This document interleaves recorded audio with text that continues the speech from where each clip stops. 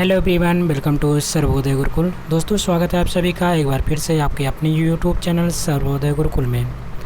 दोस्तों, आज के इस वीडियो में हम सब पढ़ेंगे डीएलएड प्रशिक्षण का प्रथम सेमेस्टर तृतीय एवं चतुर्थ प्रश्न पत्र, जिसमें हम लोग विज्ञान एवं गणित के प्रश्नों को सॉल्व करेंगे। सबसे पहले जो कि बहुविकल्पी प्रश्न है, उसके बाद हम लोग अति लघुत्तरीय प्रश्नों के जो वन लाइनर क्वेश्चन होते हैं उसको देखेंगे। जितने भी प्रश्न यहाँ पे कराए जाएंगे, आपके पूरे जो भी अभी तक पेपर हुआ है उसी से रिलेटेड यहाँ पे सभी प्रश्न दिए गए हैं, और आगे जितने भी पेपर होंगे उस यहीं से आपके प्रश्न पूछे जाएंगे। तो आप सभी लोग अपनी कॉपी और पेन निकाल लीजिएगा। जो भी प्रश्न यहाँ पे कराए जाते हैं उसको नोट करते हुए चलिएगा और बहुत ध्यानपूर्वक अपने दिमाग में बैठाते हुए चलिएगा। जैसा कि ये राजन सीरीज का आपका क्वेश्चन आंसर है, जो कि आपके प्रीवियस ईयर के क्वेश्चन पेपर से लिया गया है। ठीक है, तो आइए शुरुआत करते हैं विज्ञान शिक्षण से। विज्ञान शिक्षण में बहुविकल्पी प्रश्न है। पहला प्रश्न है, प्रश्न नंबर 1 में पूछा जा रहा है कि पौधों में वाष्पोत्सर्जन की क्रिया होती है। तो पौधे जो वाष्पन उत्सर्जन करते हैं कैसे करते हैं? पहला ऑप्शन है जड़ द्वारा है, दूसरा है तनु द्वारा, तीसरा है स्टोमेटा या पर्णरंध्र द्वारा, या इन सभी के द्वारा। तो दोस्तों, हम बता देना चाहते हैं इसका राइट आंसर होगा ऑप्शन नंबर सी इसका, यानी कि ऑप्शन नंबर सा इज़ द राइट आंसर। जो हमारे पेड़ पौधे होते हैं वो वाष्पोत्सर्जन की जो क्रिया करते हैं वो स्टोमेटा के द्वारा होता है।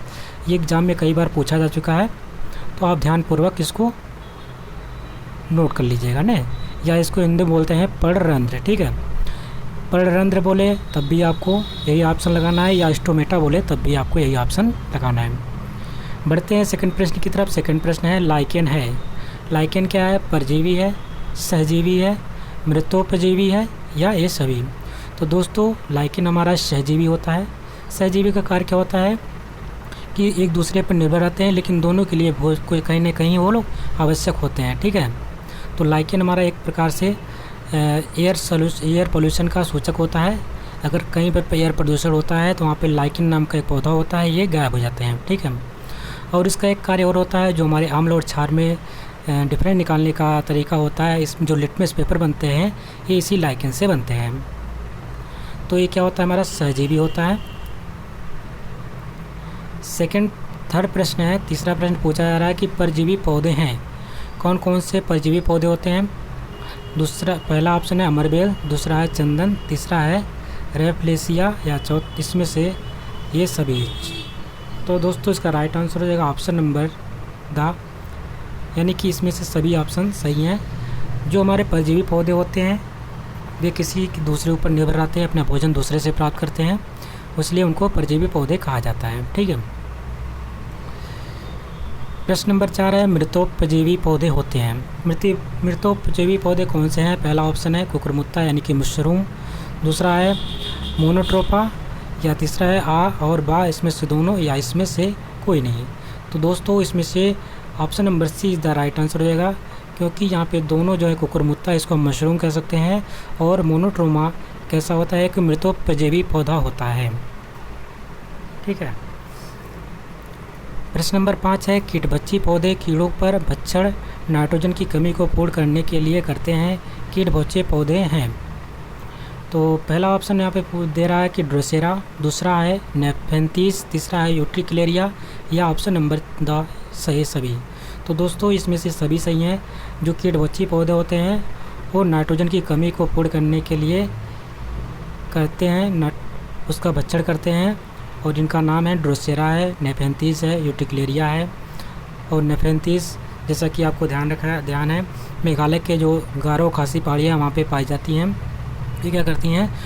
कीटों को भक्षण करके ये पौधे उनको, जैसे कुछ घड़े की आकृति की उस प्रकार से कुछ आकृति बनी होती है, ये अपने सुगंध के कारण कीड़ों को अपनी तरफ आकर्षित करती हैं। जब कीड़े यहाँ पे आ जाते हैं तो इनका ढक्कन इस प्रकार से लगा होता है, जैसे यहाँ पे जाती हैं तो ढक्कन बंद हो जाता है और फिसल के अंदर चली जाती हैं। इस प्रकार से ये कीड़ों का भक्षण कर लेते हैं नेफेंथीस। और कई बार एग्जाम में आपके पूछा जाता है, सिर्फ आपके यहाँ पे नहीं पूछा जाता है, आपके जो भी टेट या सुपर टेट होते हैं इसमें भी ये प्रश्न इस प्रकार से पूछे जरूर जाते हैं। अगला प्रश्न है, प्रश्न नंबर 6 है कीटभक्षी पौधा है। पहला ऑप्शन है ड्रोसेरा, दूसरा है नेफेंथीस, तीसरा है यूट्रिक्लेरिया, या सभी। तो जैसा कि आपने देखा यहाँ पे ये सभी हैं। ठीक है, प्रश्न नंबर 7 है, एक बीजपत्री पौधों की विशेषता है। पहला ऑप्शन है, इनकी पत्तियों में समानांतर सिरा विन्यास पाया जाता है। दूसरा है, बीजों में केवल एक बीजपत्र जैसे कि मक्का, धान, गेहूँ पाया जाता है। या ऑप्शन नंबर 3 है, आ तथा बा दोनों, या इसमें से कोई नहीं।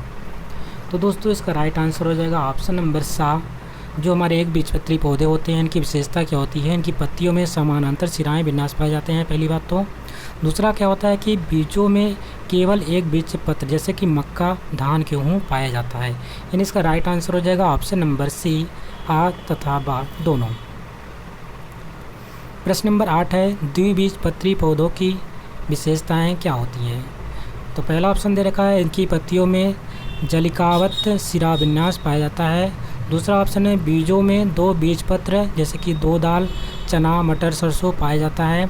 या ऑप्शन नंबर सी, आ तथा बा दोनों, या इसमें से कोई नहीं। तो जैसा कि आपने आंसर देख रहे होंगे, इसमें भी option number C is the right answer है, यानी कि आ और बा दोनों सही हैं। इनकी पत्तियां जो होती हैं कैसी होती हैं, जलिकावत सिरा विन्यास पाया जाता है इनकी पत्तियों में। और बीजों में 2 बीज पत्र जैसे कि 2 दाल, चना में, मटर में, सरसों में पाया जाता है। इस प्रकार की 2 बीजपत्र पौधे होते हैं। प्रश्न नंबर 9 है, स्वपोषी जो अपना भोजन स्वयं बनाते हैं कौन होते हैं। पहला ऑप्शन है, जंतु। क्या जंतु अपना भोजन स्वयं बनाते हैं? बिल्कुल नहीं बनाते हैं। पौधे अपना भोजन स्वयं बनाते हैं। कवक भी अपना भोजन स्वयं नहीं बनाते हैं, क्योंकि ये मृतोपजीवी पर अपना निवास करते हैं, जैसे कि आपका कवक मशरूम होता है, ठीक है, कुकुरमुत्ता है। और विषाणु भी अपना भोजन स्वयं नहीं बनाते हैं। तो दोस्तों इसका राइट आंसर हो जाएगा ऑप्शन नंबर बा, पेड़ पौधे स्वयं जो अपना भोजन स्वयं बनाते हैं उन्हें हम स्वपोषी पौधे कहते हैं, जैसे कि पेड़ पौधे, ठीक है। जैसे मनुष्य अपना भोजन नहीं बनाता, वो पेड़ पौधों से ही अपने उनके फलों को पीस करके ही जैसे उसी से सब्जी जो उगती है उसे वही खाता है। तो कहीं ना कहीं वो दूसरे के ऊपर निर्भर है, इसलिए उनको स्वपोषी नहीं बोलेंगे। जो स्वयं के ऊपर निर्भर रहते हैं उनको हम स्वपोषी बोलते हैं। प्रश्न नंबर 10 है, मत्स्य यानी कि मछली में अनुकूलन है। जो मछली होता है पानी में किस प्रकार से अनुकूलन कर सकते हैं, कौन कौन सी उसकी विशेषताएं होती है जिसके कारण वो पानी में आसानी से रह सकता है, इसको अनुकूलन बोलते हैं। किसी भी विशेष स्थान पर रहने की जो क्रिया होती है, जो क्वालिटी पाई जाती है, उन्हीं को अनुकूलन कहा जाता है। तो अगर हम बात करते हैं ऑप्शन नंबर आ की, ये कह रहा है कि ये गलफड़ों द्वारा सांस लेते हैं। तो बिल्कुल बात सही है। जो मछलियाँ होती हैं हमारी गिल्स यानी गलफड़ों के द्वारा सांस लेती हैं। आप देखते होंगे अक्सर वो अपनी मुंह खोलते हैं, बंद करते रहते हैं, और उसके साइड में गलफड़े होते हैं जिससे पानी बाहर निकलता रहता है। और जो ऑक्सीजन पानी में घुला होता है वही जो वो उसी के माध्यम से ऑक्सीजन को अपने अंदर खींच लेते हैं, उससे वो अपने श्वसन क्रिया करते हैं। दूसरा है, इसके शरीर का आकार नाव के आकार का होता है, बिल्कुल सही है। इसके साथ आपका नाव के आकृति का जो शरीर होता है वो किसका होता है, पंछियों का भी, जो पक्षी होता है पक्षियों का भी शरीर नाव के आकृति का होता है, जिससे उसके उड़ने में सहायक होती है। तो ये दोनों बात बिल्कुल सही हैं, और इसमें से कोई नहीं ऑप्शन नंबर दा दे रखा है, यानी कि इसका राइट आंसर हो जाएगा ऑप्शन नंबर सा, ये दोनों सही हैं। प्रश्न नंबर 11 है, पौधों की पत्तियों द्वारा जल का वाष्पन के रूप में गलना कहलाता है। जब पौधे पत्तियों द्वारा अपने जल को वाष्प के रूप में निकालती हैं तो उसको क्या कहते हैं। पहला ऑप्शन है रसारोहण, दूसरा है वाष्पोत्सर्जन, तीसरा है जल संचयन, या इसमें से कोई नहीं। तो जैसा कि आपने नाम से ही सुन लिया, वाष्प रूप में निकल रहा है, तो इसका आंसर हो जाएगा ऑप्शन नंबर बा, वाष्पोत्सर्जन, ठीक है। प्रश्न नंबर 12 है, टच मी नॉट कहते हैं। टच मी नॉट किसे कहते हैं। पहला है नागफनी को, दूसरा है गुलाब को, तीसरा है छुई मुई को, या इन सभी को। तो दोस्तों इसका राइट आंसर हो जाएगा ऑप्शन नंबर सा हो जाएगा। टच मी नॉट जो होता है ये हमें छुई मुई पौधे को कहा जाता है, ठीक है। और इसके बारे में किसने बताया था, जगदीश चंद्र बसु ने बताया था कि जो पेड़ पौधे होते हैं वो संवेदनशील होते हैं, ठीक है। प्रश्न नंबर 13 है, नारियल तथा कमल में कौन सा प्रकीर्णन होता है। जो नारियल मर होते हैं और कमल होते हैं उसमें कौन सा प्रकीर्णन होता है। पहला ऑप्शन है वायु प्रकीर्णन, दूसरा है जल प्रकीर्णन, तीसरा है जंतुओं द्वारा प्रकीर्णन, या ये सभी।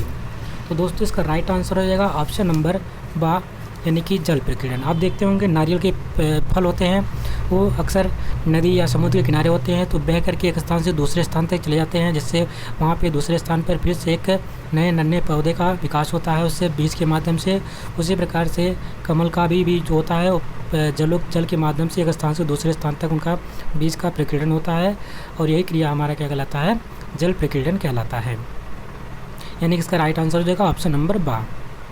प्रश्न नंबर 14 है, मानव शरीर में पाई जाने वाली पाचन ग्रंथि है। तो मानव शरीर में कौन कौन सी पाचन ग्रंथि पाई जाती है? पहला यकृत, दूसरा है अग्नाशय, तीसरा है लार ग्रंथि या सभी। तो जैसा कि दोस्तों आप जानते हैं ये सभी हमारे शरीर में पाई जाती हैं और सभी हमारे पाचन के लिए अनिवार्य हैं। और एक चीज़ आपको ध्यान रखना है, सबसे ज़्यादा प्रश्न पूछा जाता है कि जो मानव शरीर में पाचन की क्रिया कहाँ से स्टार्ट होती है। तो आप ध्यान में रखेंगे जब मुख से हमारा सबसे पहले पाचन की क्रिया हमारा मुख से स्टार्ट हो जाता है, ठीक है। और कहाँ जाके ख़त्म होती है? तो जो छोटी आंत होती है, छोटी आंत में इस पाचन की क्रिया जो होती है वो समाप्त होती है। तो आपको ध्यान रखना है छोटी आंत, ठीक है, छोटी आंत में पाचन की क्रिया समाप्त होती है। और उससे स्टार्ट कहाँ होती है? शुरुआत कहाँ होती है? मुंह से शुरुआत होती है। जबकि जो हमारा यकृत होता है, लीवर होता है, अग्नाशय, लार ग्रंथियाँ, ये सब कहीं ना कहीं मनुष्य के शरीर में पाई जाने वाली पाचन ग्रंथियाँ होती हैं। आप प्रश्न नंबर 15 है, इंसुलिन हार्मोन जो अग्नाशय से निकलता है, इसकी कमी से रोग होता है। जो इंसुलिन हार्मोन होता है हमारी जो अग्नाशय से निकलता है और इसकी कमी से होने वाला रोग कौन सा है? पहला ऑप्शन अगर हम बात करते हैं तो पीलिया बिल्कुल नहीं है, कैंसर बिल्कुल नहीं है, टीबी बिल्कुल नहीं है। Option number D is the right answer, यानी कि मधुमेह। मधुमेह ऐसा रोग है जो कि इंसुलिन की कमी के कारण हो जाता है और ये निकलता कहाँ से? अग्नाशय से निकलता है, ठीक है। इसमें भी कई प्रकार से मधुमेह के टाइप होते हैं, वो आपको अभी डिटेल में नहीं पढ़ना, आप जितना पढ़ाया जा रहा है उतना ही पढ़िए। मनुष्य शरीर में सबसे बड़ी पाचन ग्रंथि है। पहला ऑप्शन है यकृत, दूसरा है अग्नाशय, तीसरा है लार ग्रंथि, चौथा है मधुमेह। मधुमेह तो आपका हो नहीं सकता, ठीक है, क्योंकि एक आपकी बीमारी है। तो आपके पास 3 ग्रंथियाँ बची, एक तो आपका अग्नाशय है, दूसरा यकृत है और तीसरा लार है। तो अगर सबसे बड़ी अंतःस्रावी ग्रंथि की बात करता है तो हमारी कौन सी हो जाएगी? Option number A is the right answer, यानी कि यकृत। यकृत जो हमारा होती है हमारे शरीर की हमारे आंतरिक शरीर की जो अंतःस्रावी ग्रंथि होती है, यकृत है, वो सबसे बड़ी ग्रंथि होती है और यही है जो हमारे शरीर की सबसे बड़ी पाचन ग्रंथि भी कहलाती है। प्रश्न नंबर 17 है, पित्त रस का निर्माण कहाँ होता है? तो दोस्तों अगर हम बात करते हैं, पहला ऑप्शन अगर ऑप्शन के हिसाब से देखते हैं तो पित्ताशय, दूसरा है यकृत, तीसरा है हृदय और चौथा है बड़ी आंत। तो आपका हृदय में तो ये स्टोर नहीं होगा, ठीक है, पहली बात कट गया। बड़ी आंत में भी नहीं होता है और 2 ही जगह ऐसा होता है जहाँ पे एक जगह स्टोर होता है और एक जगह इसका निर्माण होता है। तो आपका पूछा गया है क्वेश्चन, पित्त रस का निर्माण कहाँ होता है? निर्माण की अगर बात करते हैं तो निर्माण इसका यकृत में होता है। पित्त रस का निर्माण यकृत में होता है, लीवर में होता है। जबकि स्टोर कहाँ पे होता है? अगर आपसे पूछा जाता है बाइल जूस से का स्टोरेज कहाँ पे, ये जाके इकट्ठा कहाँ पे होता है, तो आप बताएंगे पित्ताशय में। पित्ताशय में पित्त रस से इकट्ठा होता है, जबकि निर्माण होता है यकृत में। मानव दांतों के प्रकार हैं, तो मानव दांत के कितने प्रकार होते हैं? पहला ऑप्शन है कृतनक, दूसरा है रत्नक, तीसरा है प्रचवर्णक तथा चवर्णक और ये सभी। तो दोस्तों इसका सभी इस द राइट आंसर हो जाएगा। हमारे मानव शरीर के 4 प्रकार के दांत पाए जाते हैं, रत्नक होता है, कृंतक होता है, चवर्णक और अग्रचवर्णक। इस प्रकार से 4 प्रकार के दांत पाए जाते हैं मानव शरीर में। प्रश्न नंबर 19 है, दांतों की कठोरता किसके कारण होती है? वेरी इंपॉर्टेंट क्वेश्चन है, कई बार एग्जाम में पूछा जा चुका है। तो पहला ऑप्शन है कैल्शियम, बिल्कुल नहीं। दूसरा है इनेमल, हो सकता है। तीसरा है आयरन या इसमें से कोई नहीं। तो दोस्तों इसका सबसे अच्छा राइट आंसर रहेगा इनेमल। इनेमल कौन सा है? सबसे कठोर पदार्थ होता है जो हमारी बॉडी में पाया जाता है। सबसे अगर पूछा जाए सबसे कठोर पदार्थ हमारी बॉडी में कौन सा है तो बताएंगे इनेमल। और इनेमल कहाँ पे होता है? जो हमारे दांत होते हैं दोस्तों ने, उस दांत के ऊपर जो चमकीला पदार्थ लगा होता है, जो चमकता रहता है, वही हमारा इनेमल होता है। जबकि अगर पूछा जाए हमारी ये जो हड्डियाँ बनी होती हैं या दांत के जो बना हुआ है वो किससे बना हुआ है, तो आपका कैल्शियम और फास्फोरस होता है। लेकिन आपसे अगर पूछ रहा है सबसे कठोर भाग अगर पूछता है आपके शरीर का, तो दांतों में अगर पूछा है तो जाहिर सी बात इनेमल हो जाएगा। और अगर आपके शरीर का भी पूछ रहा है तब भी वही होगा। अगर आपसे पूछता है आपके शरीर में सबसे मजबूत हड्डी कौन सी है, तो आप बताएंगे जबड़े की जो हड्डी होती है सबसे मजबूत होती है। प्रश्न नंबर 20 है, अग्नाशय की लैंगर हैंस की दीपिकाएँ किसका श्रावण करती हैं? वेरी इंपॉर्टेंट क्वेश्चन है, इसको ज़रूर पढ़िएगा, ज़रूर याद करिएगा। तो पहला ऑप्शन है इंसुलिन का, दूसरा है पित्त रस का, तीसरा अग्नाशयी रस का या इसमें से सभी। तो दोस्तों इसका राइट आंसर हो जाएगा ऑप्शन नंबर आ। जो अग्नाशय की लैंगर हैंस की दीपिकाएँ होती हैं वो इंसुलिन का श्रवण करती हैं। वेरी इंपॉर्टेंट क्वेश्चन है, आप इसको ज़रूर याद करेंगे। प्रश्न नंबर 21 में पूछा जा रहा है कोशिका भित्ति पाई जाती है। इंपॉर्टेंट क्वेश्चन है ये भी। जितने प्रश्न आप यहाँ पे आपके पूछे जा रहे हैं बहुत ही इंपॉर्टेंट सभी हैं और सबको आप ध्यानपूर्वक याद कर लेंगे। कोशिका की भित्ति किस में पाई जाती है? पहला ऑप्शन है पौधों में, दूसरा है जंतुओं में, तीसरा है विषाणुओं में, या इसमें से कोई नहीं। तो इसका राइट आंसर हो जाएगा ऑप्शन नंबर आ, पौधों में कोशिका भित्ति पाई जाती है। ठीक है। अगला प्रश्न है अपेंडिक्स, जिसे कृमि रूप पर शेषिका जो कि बड़ी आंत का भाग है, शाकाहारी पशुओं में यह विकसित होता है तथा इसमें सेलुलोज का पाचन होता है या है। ये किस प्रकार का अंग है? वेरी इंपॉर्टेंट है क्योंकि ये सेलुलोज के पाचन के लिए आवश्यक होता है और ये हमारे शाकाहारी जंतु होते हैं, पशु होते हैं, मनुष्य भी होता है। मनुष्य के भी अंदर अपेंडिक्स के जो कि कृमि रूप पर शेषिका पाया जाता है। पहला ऑप्शन है एक अवशेषी अंग है, या दूसरा है समरूप अंग है, या तीसरा है जन्मजात अंग है, या इसमें से सभी। तो इसका राइट आंसर हो जाएगा ऑप्शन नंबर आ, ये एक प्रकार का अवशोषी अंग है। जो अपेंडिक्स होता है हमारा क्या है? एक प्रकार का अवशोषी अंग है। इसको ध्यानपूर्वक आप याद कर लेंगे। प्रश्न नंबर 23 है निम्नलिखित में से कौन सा रोग विटामिन की कमी से होता है? तो विटामिन की कमी से होने वाला रोग कौन कौन सा हो सकता है? तो पहली बात कैंसर नहीं है आपका, ऑप्शन के हिसाब से देखते हैं। टीबी भी नहीं है और इसमें से ये भी नहीं है। ठीक है। तो आपके पास बचा एक ही अपूर्णता, यानी इसकी हम कह सकते हैं रतौंधी रोग। रतौंधी रोग विटामिन ए की कमी के कारण होता है और विटामिन ए का जो रासायनिक नाम होता है वो क्या होता है? रेटिनॉल होता है। क्या होता है? रेटिनॉल होता है। और कई बार आपके एग्ज़ाम में पूछा भी जाता है विटामिन ए की कमी से होने वाला रोग अपूर्णता कह सकते हैं, क्या नाम है, रतौंधी कह सकते हैं, जिसको पूरा कोई देख नहीं पाता है, जैसे कि रात शाम के टाइम वो पूरा सही से देख नहीं पाता है। ठीक है। अगला प्रश्न है प्रश्न नंबर 24, एक गज बराबर होता है। तो एक गज किसके बराबर होता है? पहला ऑप्शन है 5 फुट के बराबर, 4 फुट के बराबर, 3 फुट के बराबर, या 2 फुट के। ये तो आपको ऐसे याद कर लेना है, इसमें कोई समझाने की चीज़ नहीं है। तो एक गज हमारा 3 फुट के बराबर होता है। जड़ का निर्माण होता है। जड़ का निर्माण किससे होता है? पहला ऑप्शन है भ्रूण के मूलांकुर से, दूसरा है भ्रूण के प्रांकुर से, या बीजों पर से, या बीजोधर से। तो इसका राइट आंसर हो जाएगा ऑप्शन नंबर आ, भ्रूण के मूलांकुर से जो हमारा जड़ का निर्माण होता है। किससे होता है दोस्तों? भ्रूण के मूलांकुर से जड़ का निर्माण होता है। प्रश्न नंबर 26 में पूछ रहा है कि भूमि से जल एवं खनिज लवणों का अवशोषण करती है तथा पौधों की भूमि में स्थिर रखती है। कौन सा भाग है पौधों का जो कि जल एवं खनिज लवणों का भूमि से अवशोषण करती है तथा पौधों को भूमि में स्थिर रखती है? तो आप इसका आसानी से आपका इसका जवाब दे सकते हैं, बहुत आसान है। इसका राइट आंसर हो जाएगा जड़। ठीक है। जड़ क्या है? पेड़ पौधे क्या करती हैं? जो भूमि में खनिज लवण एवं जल होता है उसका अवशोषण करके पत्तियों के पास भेजती हैं। पत्तियां सूर्य के प्रकाश में क्लोरोफिल के उपस्थिति में प्रकाश संश्लेषण की क्रिया करके भोजन का निर्माण करती हैं और फिर से वो तनों के माध्यम से वो फिर पूरे पेड़ पौधों को पहुंचा देती हैं भोजन। लेकिन भोजन बनाने का कार्य कौन करती हैं? पत्तियां ही करती हैं। इसलिए पत्तियों को रसोई घर के नाम से भी जाना जाता है। प्रश्न नंबर 27 है जल तथा खनिज लवणों का संवहन करता है। अब इम्पोर्टेंट क्वेश्चन ये भी आपका बन जाता है, जल तथा खनिज लवणों का संवहन कौन करता है? तो जल से आपका बना जाइलम। ठीक है। जा से जाइलम बन गया, यानी जल का संवहन करने वाला कार्य कौन है? जाइलम करता है। और फूड, एफ से फ्लोएम, फा से फ्लूड। तो फ्लोएम से क्या कौन सा? फूड, यानी भोजन का एक स्थान से दूसरे स्थान ले जाने का कार्य कौन करती हैं?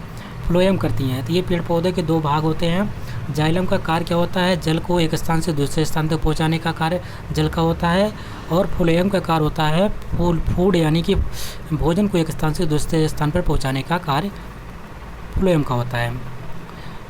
28 क्वेश्चन वही है, सेम क्वेश्चन है। भोज्य पदार्थों का संवहन कौन करता है? तो फ्लोएम आपका भोज्य पदार्थों का संवहन करता है, यानी कि 20 द राइट आंसर हो जाएगा। प्रश्न नंबर 29, पर्ण प्रतान जो कि पत्तियों का रूपांतरण होता है पाया जाता है। पहला ऑप्शन है मटर में, दूसरा है सरसों में, तीसरा है नीम में और चौथा है मक्का में। तो दोस्तों इसका राइट आंसर हो जाएगा मटर में पर्ण प्रतान जो कि पत्तियों का रूपांतरण होता है इसी में पाया जाता है। आप ध्यान रखेंगे मटर में ऐसा चीज़ पाई जाती है। प्रश्न नंबर 30 है, वे पौधे जो मरुस्थल में उगते हैं कहे जाते हैं। तो मरुस्थल में उगने वाले पौधे का नाम है, पहला ऑप्शन दे रखा है जीरोफाइटा, दूसरा है एपीफाइटा, तीसरा है हाइड्रोफाइटा, या इसमें से कोई नहीं। तो दोस्तों इसका राइट आंसर हो जाएगा जीरोफाइटा। अगर जीरोफाइटा है तो मरुस्थल में उगने वाला पौधा होता है। हाइड्रोफाइटा जैसे कि हाइड्रो मतलब कि हाइड्रोजन डिहाइड्रेशन होता है, आपने एक नाम सुना होगा, डिहाइड्रेशन की कमी होगी, जैसे आपको उल्टी या दस्त होता है तो आप कहते हैं कि डिहाइड्रेशन हो गया। ठीक है, डिहाइड्रेशन में क्या होता है कि पानी की कमी होती है। तो हाइड्रा मतलब कि यहाँ पे जो पानी के अंदर पौधे उगते हैं उनको हम हाइड्रोफाइटा कहते हैं, जबकि जो मरुस्थल में उगते हैं उनको हम जीरोफाइटा कहते हैं। जड़ों के प्रकार, ये लास्ट प्रश्न है। ये पहले पार्ट में हम लोग 31 प्रश्नों को ही सॉल्व करेंगे, उसके बाद टोटल जो आधे प्रश्न है 62-67 के लगभग हैं उसको हम सेकंड पार्ट में करेंगे। और लास्ट प्रश्न है 31वां प्रश्न पूछ रहा है कि जड़ों के प्रकार है। तो जड़ों के प्रकार है मूसला जड़ या और अपस्थानिक जड़, या इसमें से दोनों, या इसमें से कोई नहीं। तो दोस्तों इसका राइट आंसर हो जाएगा ऑप्शन नंबर 7, यानी कि जो जड़ों के प्रकार हैं दोनों हैं। आपका मूसला जड़ भी होता है जो कि सीधे आपका पेड़ पौधों से निकल के नीचे दम जाता है, और दूसरा है अपस्थानिक जो कि फैली जड़ें रहती हैं पेड़ पौधों से, उसको हम अपस्थानिक जड़ें कहती हैं, जो कि दूर दूर तक जाती हैं। ये मूसला जड़ हमारा सीधे अंदर की तरफ जाता है, जबकि अपस्थानिक जड़ें हमारी फैली रहती हैं, उनको हम अपस्थानिक जड़ बोलते हैं। ठीक है, तो इस प्रकार से पहला पार्ट आपका कंप्लीट होता है। आशा करते हैं आपको वीडियो अच्छी लगी होगी। यदि वीडियो पसंद आए तो उसको लाइक करिएगा, शेयर करिएगा। चैनल पे यदि नए हो तो चैनल को सब्सक्राइब भी कर लीजिएगा, क्योंकि हम आपके जितने भी बीटीसी या डीएलएड के जो भी पेपर हैं, मैथ्स, साइंस, जितने भी आपके first semester, second semester, third semester, fourth semester का सबका हम कवर अप करने वाले हैं।